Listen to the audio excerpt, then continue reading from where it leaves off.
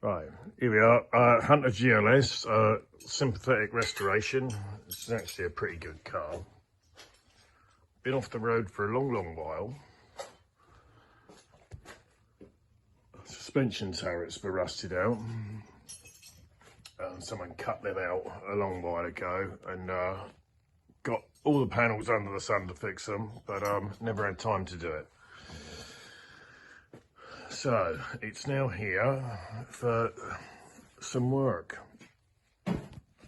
First thing we're going to do is take the axle out so we get more room. Right, now we're going to cut these out, get these spot welds off the inside.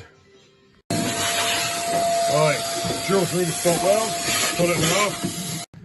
Right, getting there, rear valance off. So these tubs out, that one out of there.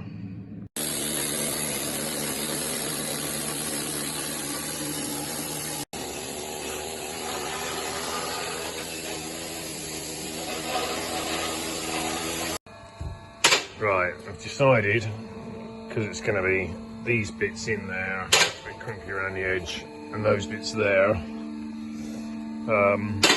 This boot floor panel is a bit thin underneath, so even if I try and repair it in situ, I think it's going to be thin and blue holes in there. You see that tiny hole in there?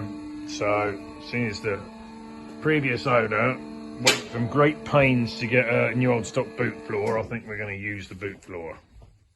So what we're going to do first, get all the spot welds out with this rear seam, because that rear valance has got to be replaced. Cut this out, replace these two side bits again because we've got those panels, and go from there.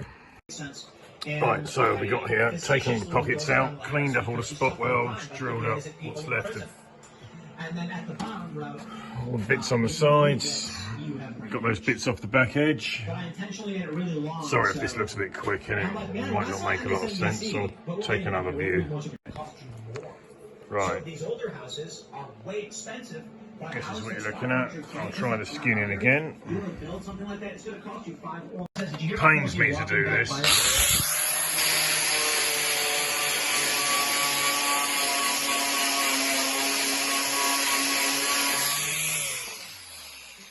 Gotta get all the paint off. Right, this is probably a third of the reason what costs money doing a lot of these welding jobs. Is cleaning all this stuff up, because if you don't clean it up thoroughly, it just ends up more trouble.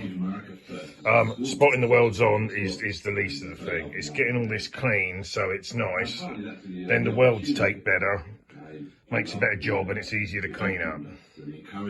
So we pre-drilled the bottom of that front edge. Now, so this fits in. Square, you just keep measuring it and make sure that each side's even. Say the inner wing, because that's a fixed place. I didn't put the whole tubs in there because they fit right up into the inside. You'd have to disassemble the roof, and then you'd have a patchwork of everything, and you'd have to put it on jigs. It'd take days and days to line it all up. Don't want to get into that. Basically, the way you do it, weld along the back, because that's your definite point. These clamp over there as they go back. Squeeze that over there, and keep measuring it. Weld a few here and there, and then put this back seam in last. All these will line up, put the back valance in, and put the side pockets in, and then we put the inner arches in.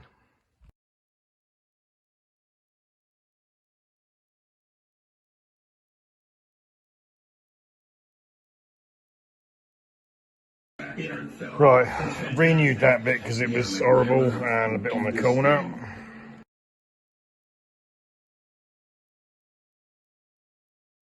Freeze-dry them, turn them into a powder.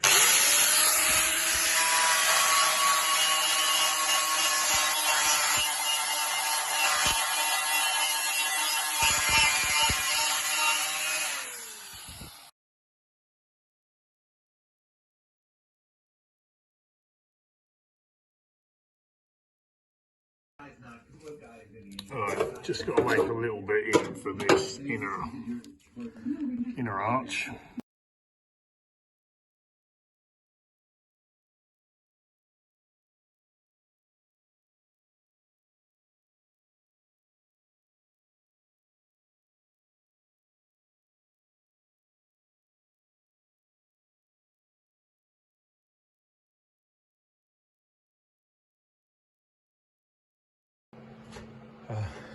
Sorry, I've been forgetting to take any video bits in between. Just quickly, right, got the pockets in the sides, line them up, got that arch in, just got to weld that one in. I've still got to weld that one in, rear valance, so nearly there. Right, so the inside tubs are in both sides. It's been continuously welded all around there. Axles painted it in. Rear valance is on, a few bits to tidy up. I've done that lower corner. I've got to do the right hand side. So these bits on the sills to do, get that next time.